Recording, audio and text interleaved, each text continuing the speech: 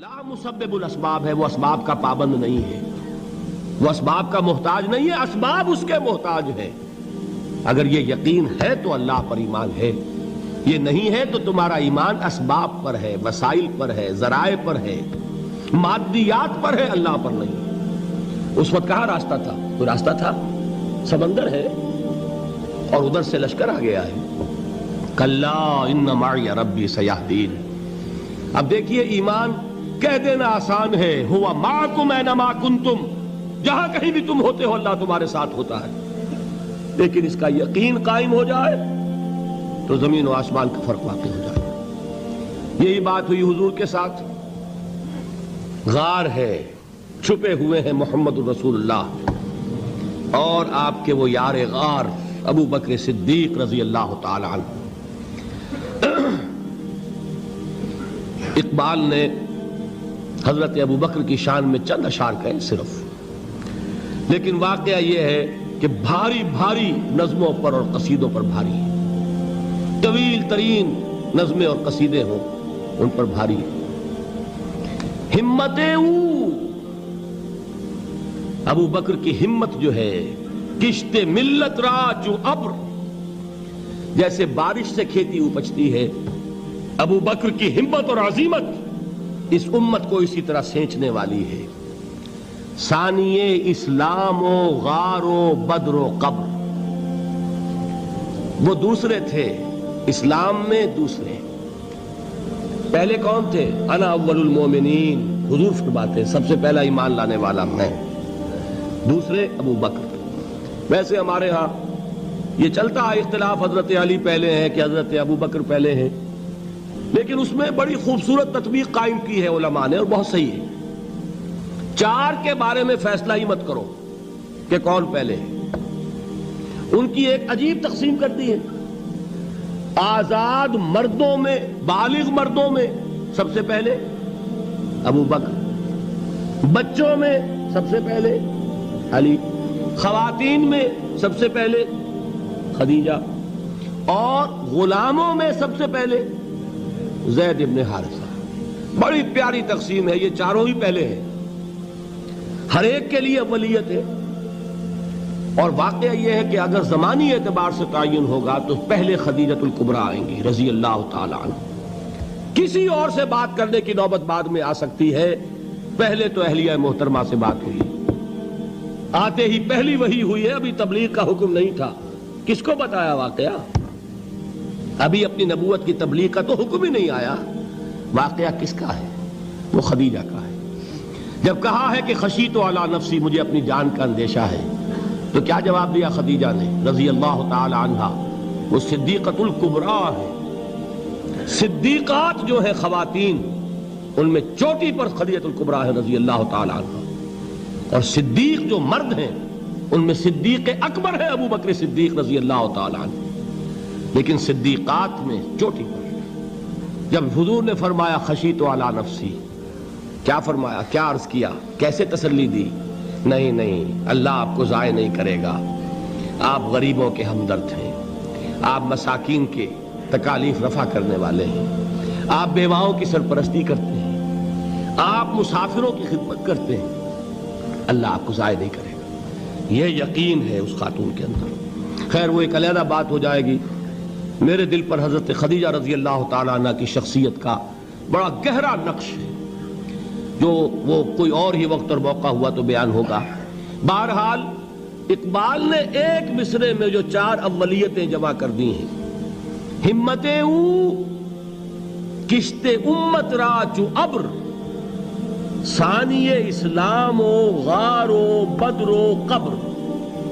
اسلام میں حضور کے بعد پہلے کون؟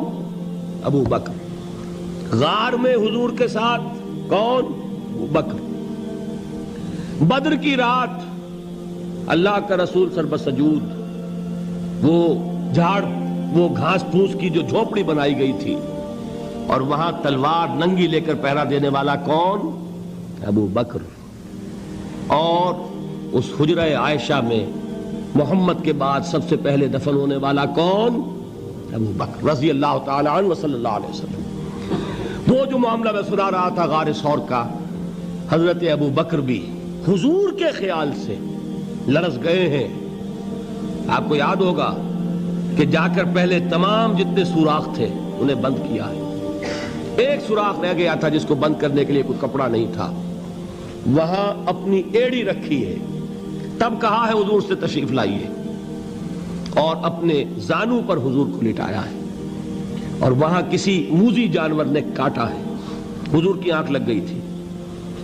اس وقت اس بل کے اندر جو بھی بچھو ہے کیا ہے واللہ عالم, اس نے کاٹا ہے.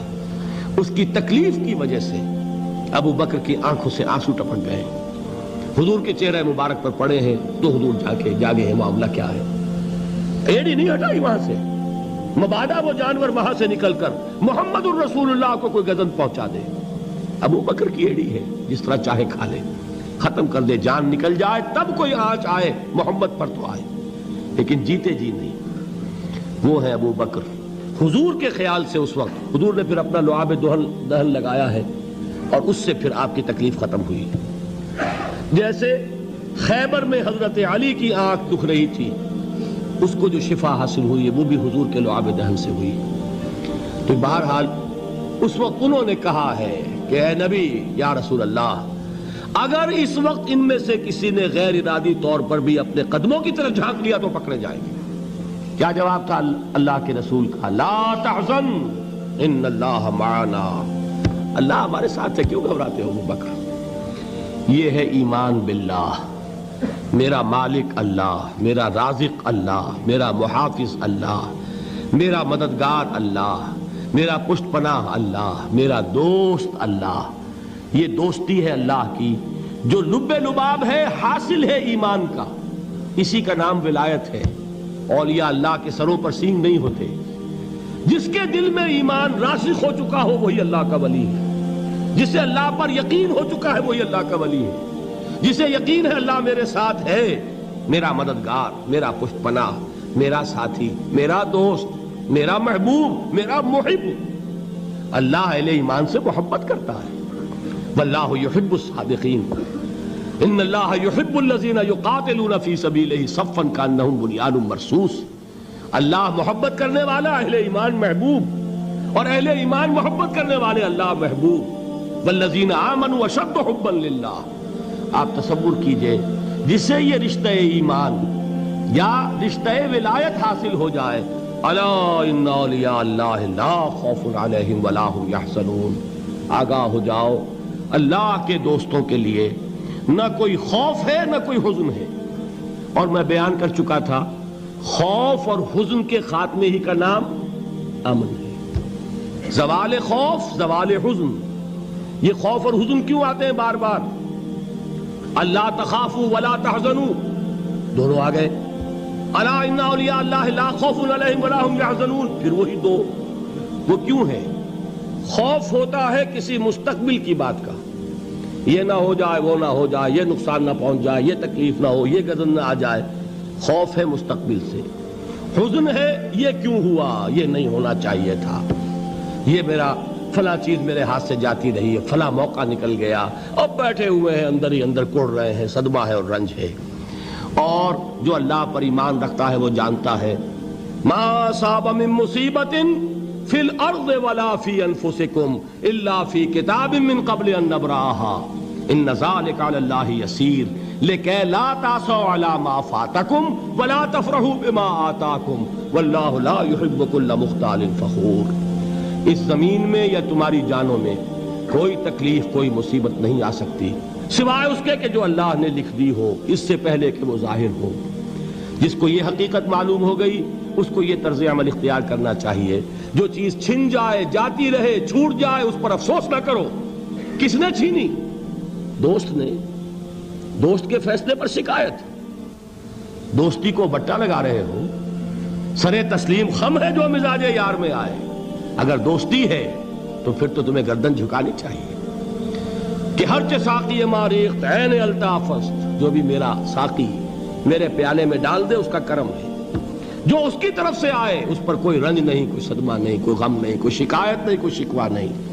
اور جو ہوگا وہ اس کے اذن کے بغیر نہیں ہوگا, اور اس کا اذن ہوگا تو یقیناً میرے لیے خیر ہی خیر ہے, چاہے وہ ناگوار شے ہو, بظاہر مجھے اچھی نہ لگ رہی ہو، میری شارٹ سائٹڈنس میں مجھے وہ نظر آ رہی ہے کہ میرے لیے بری ہے، لیکن قرآن نے کہا ہے عسیٰ ان تکرہوا شیئا وہو خیر لکم وعسیٰ ان تحبوا شیئا وہو شر لکم واللہ یعلم وانتم لا تعلمون۔